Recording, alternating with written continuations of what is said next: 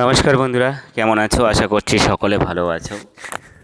সবাইকে অঙ্কুশ লাইফস্টাইলের পক্ষ থেকে অনেক অনেক ভালোবাসা। বন্ধুরা, আজকে অনেকদিন পর একটা রেসিপি তোমাদের সাথে শেয়ার করতে আসলাম। আশা করছি তোমাদের সকলের ভালো লাগবে। আজকে রেসিপি হচ্ছে ঝিঙে দিয়ে আলু পোস্ত রেসিপি। যে রেসিপিটা আমি আজকে তোমাদের সাথে শেয়ার করব, কেমনভাবে বানিয়েছি। পোস্ত আমরা সকলেই ভালোবাসি। তো আজকের এই পোস্ত দিয়ে ঝিঙে আলু রেসিপি রেডি করে নিয়েছি। দেখো আমি এখানে সেটাই দেখাবো কেমন করে বানিয়েছি, খুব কম মশলা দিয়ে। তো কিভাবে রেডি করেছি আর তৈরি করে তোমাদের সামনে নিয়ে আসলাম, সেটা অবশ্যই দেখবো। আর সঙ্গে থাকো, পাশে থেকো। সকলকে অনেক অনেক ভালোবাসা। আবারও বলছি, অঙ্কুশ লাইফস্টাইলের পক্ষ থেকে। এই হলো আজকে ঝিঙে আলু পোস্ত রেসিপি, যা বানানোর জন্য আমি এখানে নিয়ে নিয়েছি 4টে বেশ বড় সাইজের কচি দেখে ঝিঙে, আর একটা মিডিয়াম সাইজের আলু, ছোট্ট একটা টমেটো, আর ঝাল অনুযায়ী কাঁচা লঙ্কা। আর এখানে নিয়ে নিচ্ছি বেশ পরিমাণ মতো পোস্ত। তো আজকের এই রেসিপি সত্যি খুব ভালো হয়েছে খেতে। আর আমি পোস্ত খেতে সত্যি খুব ভালোবাসি। তো এই দেখো, একটাকে আমি পেস্ট করে নিয়েছি। আর যে ঝিঙে, আলু, টমেটো, কাঁচা লঙ্কা, এগুলোকে আমি ধুয়ে পরিষ্কার করে কেটে আজকের রেসিপির জন্য আমি রেডি করে নিয়েছি। তো দেখো, আলুগুলোকে বেশ ছোট ছোট করে পিস পিস করে, ঝিঙেগুলোকেও একটু বড় সাইজে রাখলাম কারণ ঝিঙে গলে যায়। আর টমেটোটাকেও কেটে আমি রেডি করে নিয়েছি। কাঁচা লঙ্কাগুলোকে আমি চিড়ে নিয়েছি। এইভাবে সব উপকরণগুলো আমি আজকের রেসিপির জন্য রেডি করে নিয়েছি।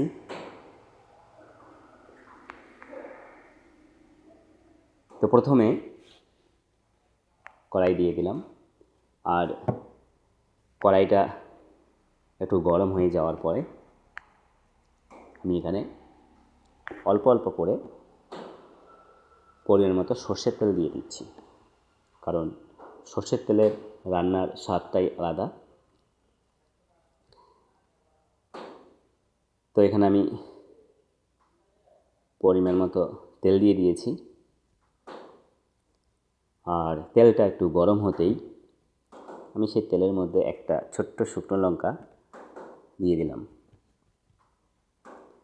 তো দেখো, এখানে শুকনো লঙ্কা দিয়ে দিয়েছি।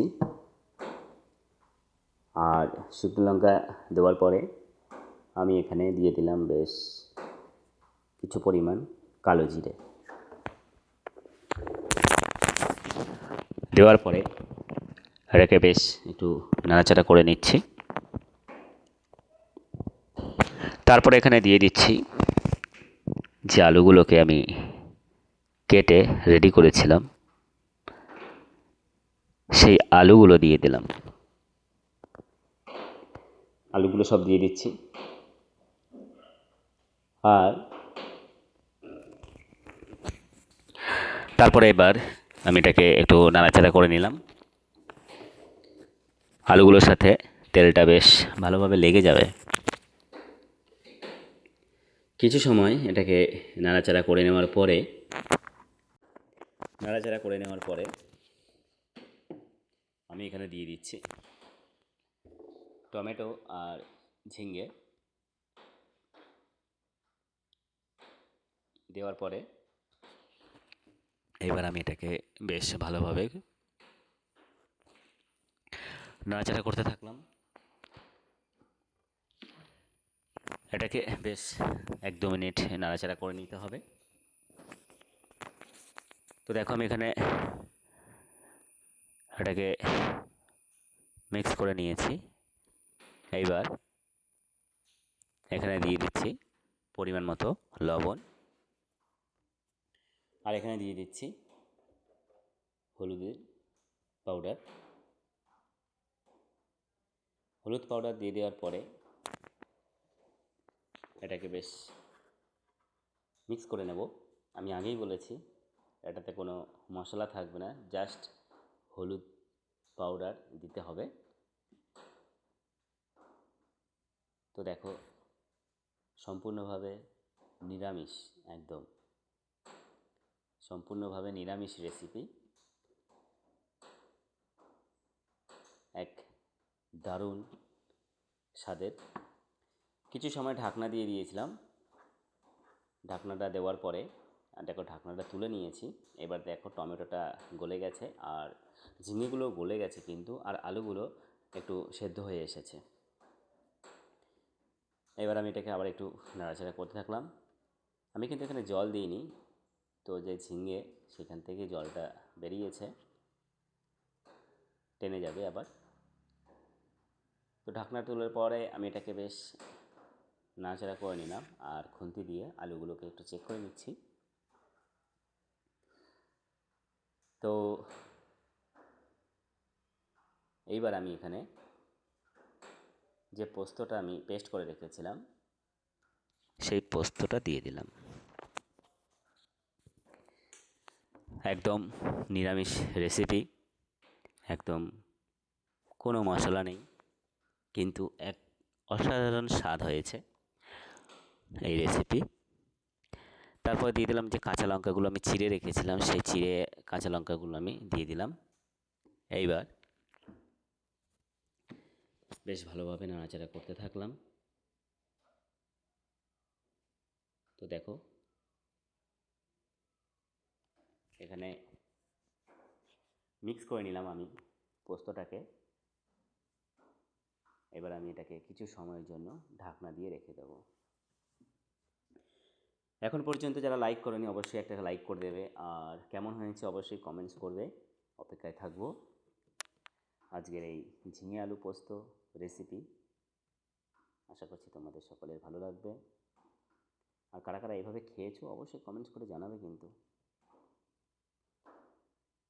এবার আমি এখানে কিছু জল অ্যাড করব।